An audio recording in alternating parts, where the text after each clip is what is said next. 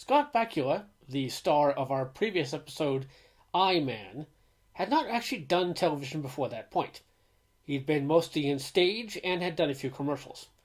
And as we saw, he did his best despite having almost nothing to work with. In 1997, they tried to give him a starring role again. Ladies and gentlemen, The Infiltrator. Our story begins at a scientific institute where Dr. Kerry Langdon is working on a project called Infiltrator, a robotic artificially intelligent space probe. This probe is intended to be sent into unknown space, thus it has to be able to adapt to any kind of situation. Unfortunately, it has a tendency to attack everything it sees with its built-in laser because it's got a little haywire. And they can't just take it apart or fiddle with it to find out why it's malfunctioning, because the plans have been stolen. A scientist also working on the project had apparently stolen the plans, with zero backup, by the way, so they can't just take it apart since it costs several $1,000,000. Her mood is not helped by the exhortations of Dr. Sanderson, who operates a lab nearby, since she is in charge of funding, at the behest of the individual who actually runs the company.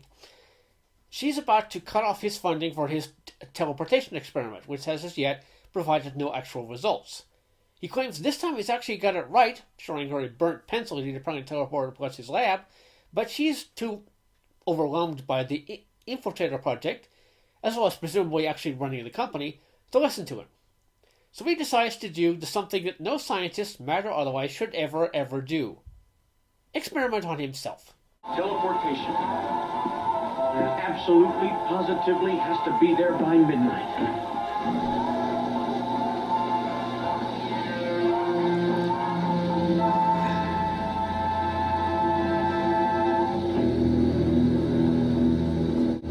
Beat me up, Sky.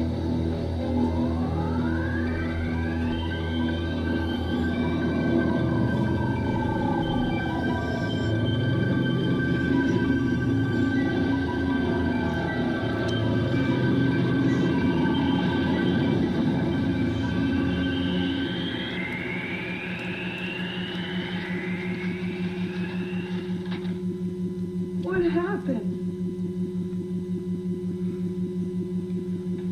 Somehow I thought the first time would be different. Special, I don't know.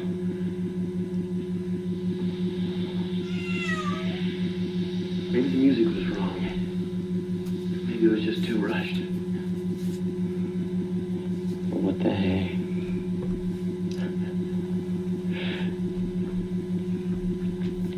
I did it. Yes, he did it. He's the first human being to be successfully teleported. Break out the champagne. Unfortunately, there's a small side effect. The probe, occupying the same space he teleported into, has mysteriously vanished. Naturally enough, it is presumed that he's stolen it, possibly as a terrorist act, or maybe working with the scientist who had actually stolen the plans originally, so he's put under observation by someone sent by the head of the company, who, rather than actually going to his lab and having a nice little chat with him, decides to follow him in the dark when he's going for a jog. The probe. It's outside.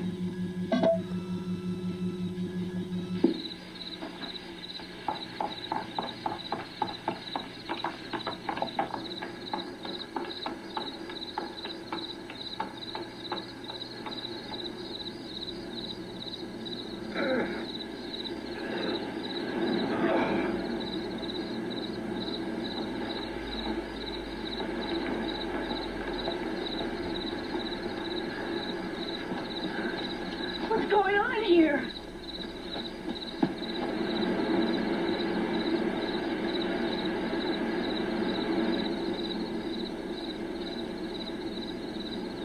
Where is the probe?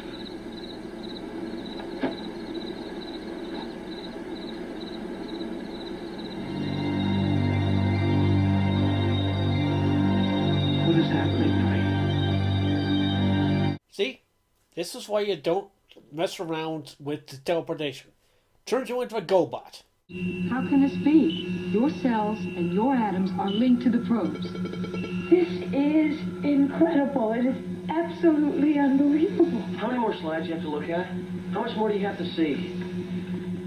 I can't give back your probe. I am your probe. Dr. Langdon, Project Infiltrator. My friends call me Phil. I can't believe this. Your cells and your atoms are linked to the probes. Carbon to carbon? You know, the point here is that your molecules had no business being in my lab in the first place. Well, pardon me. Like I wanted this to happen? Like I had planned this whole shotgun marriage of molecules? That's just it. You didn't plan enough. You should have done more tests. You should have taken more time. Time? I didn't have time. You wouldn't give it to me. What? I think I know what made you transform. It's basic to Infiltrator's design. It is survival instinct. You want to fill me in? Look, this may be your project, your secret, but like it or not, it just became a branch of my family tree. Now, I'd like to know a little something about it before I take it home to meet my folks. How can you joke about this?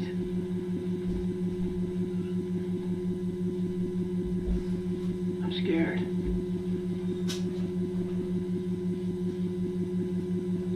Project Infiltrator. State-of-the-art space probe. It's classified. What was it designed to do? Deep space exploration. Go places we've never been, never seen, places where you can't predict what you might come up against. That's why it was absolutely essential. The probe had the ability to adapt and to survive. Adapt?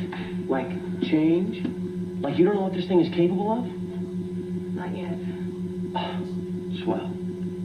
They try to make him transform by delivering electric shocks, but apparently the infiltrator programming can recognize it's not an actual danger. So when the head of the company calls them for a meeting, they head off on the highway in an open-top car. This infiltrator does recognize it's a danger. High-speed vehicles, incredibly close to each other, tremendous risk of impact.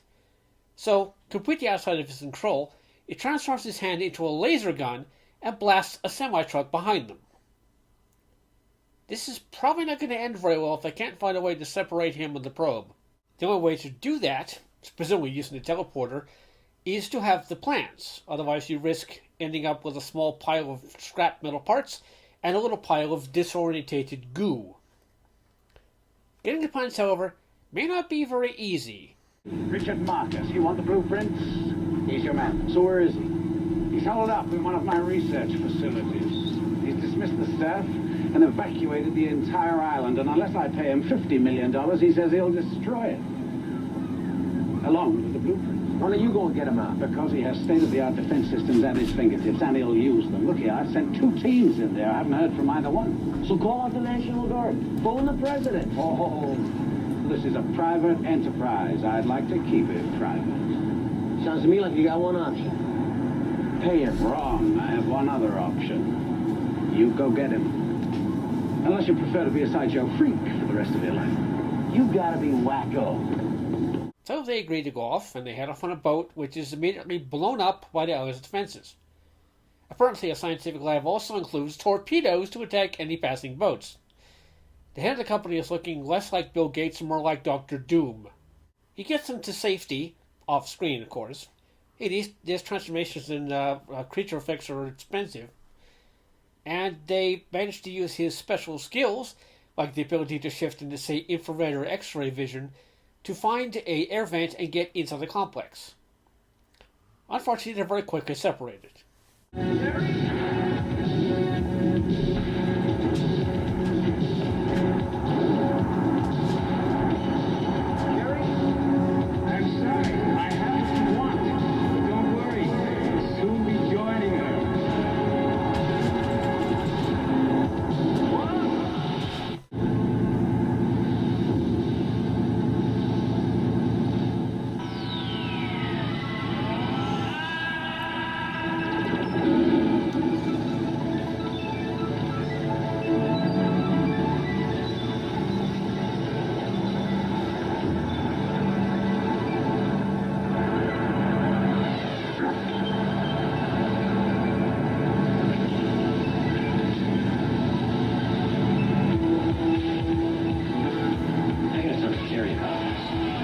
why exactly is the scientist doing this? He's petty. For the last 10 years, John Stewart involved you in his most important project. You were one of the best he had. Yes, and what good did it do me, huh, Gary? For 2 years, we labored over the infiltrator. Who took all the credit? John Stewart. Who gets all the money from the sale? John Stewart. Because it is his institute and it's his money. Yes, well, now some of it's going to be mine.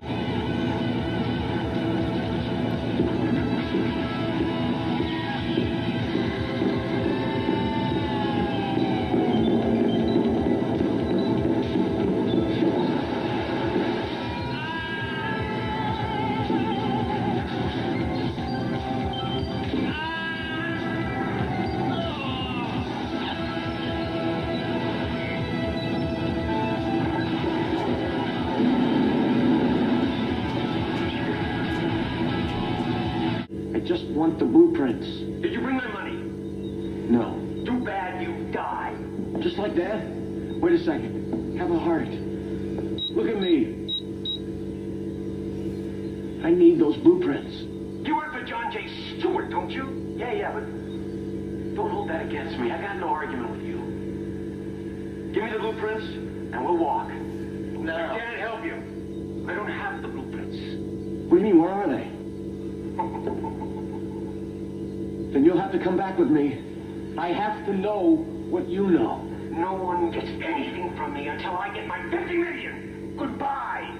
Marcus, don't do I'm that. gonna be straight with you, Marcus. Don't push me. I promise you, push me, and I cannot be responsible for what happens.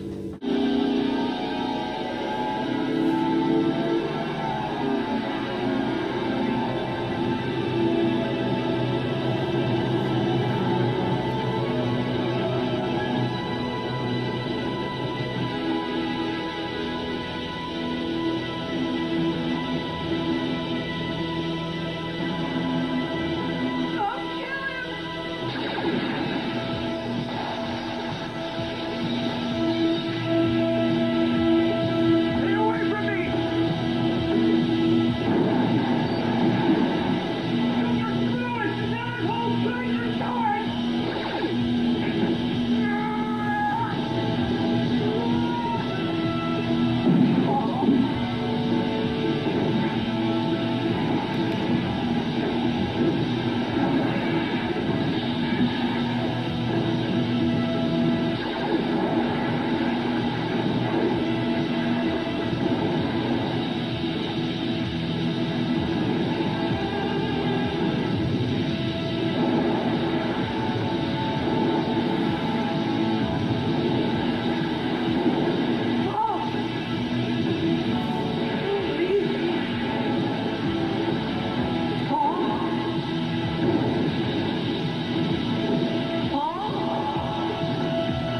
So although he saves his life and that of Dr. Langdon, he kills the guy thereafter.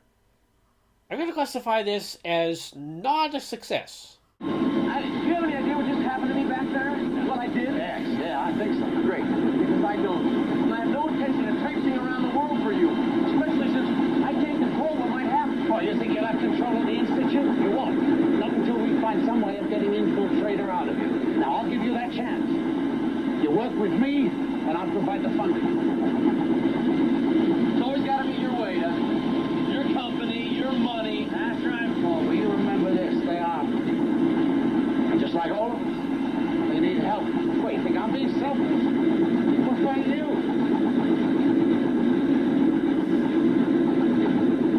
What about us? You got here, didn't you?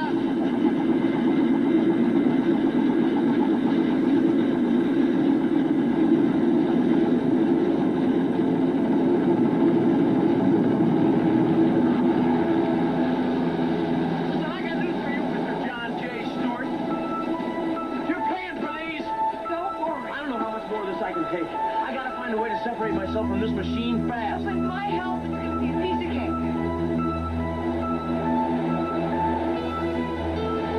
Thanks, Gary.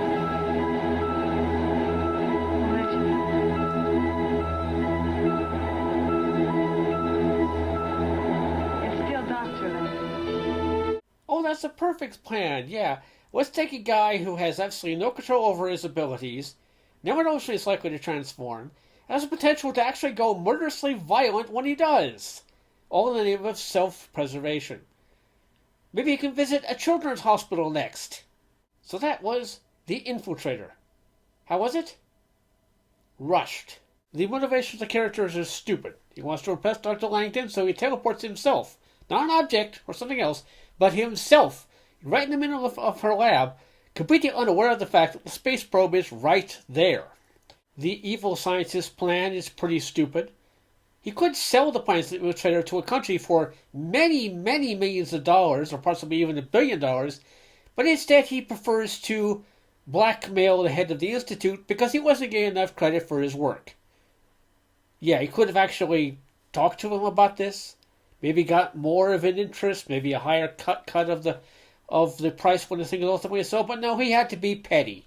This film also shares a similarity with the previous pilot, I-Man, in that it relies on the character being incompetent to actually show off the special effects and abilities. He was completely untrained, no particular reason to go in there. They could have sent another team in, perhaps with, say, the plans of the actual island, since after all the head of the company had created the fortified island in the first place. That's kind of suspicious the way he actually has it, though. It could have provided a third team with all the information and technology they would need to successfully infiltrate.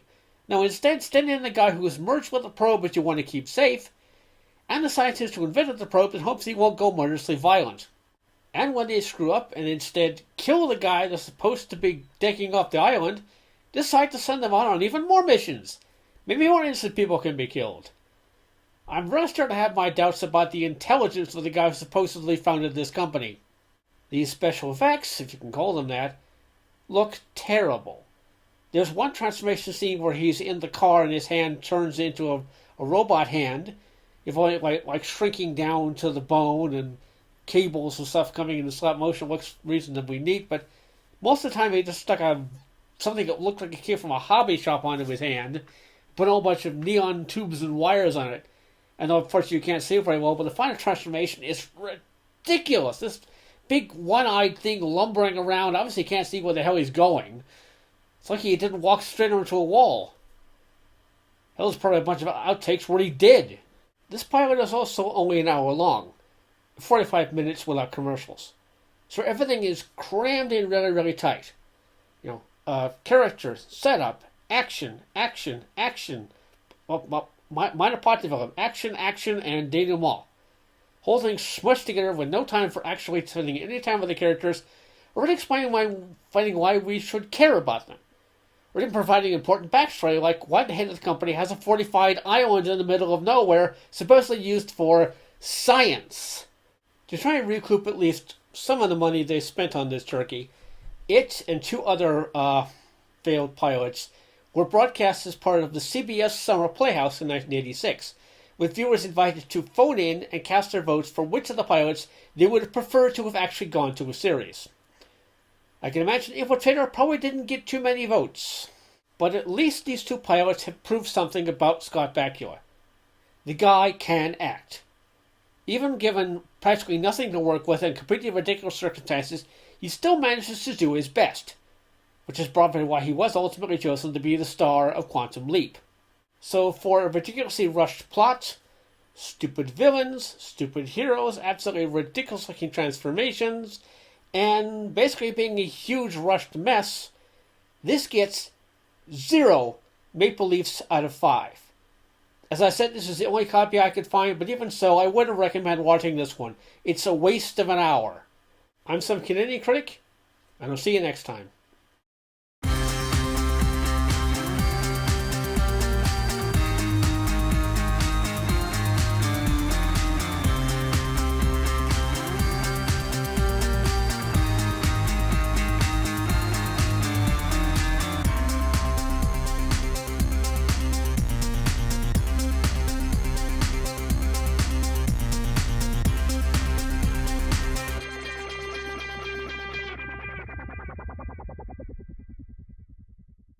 Project Infiltrator. My friends call me Phil.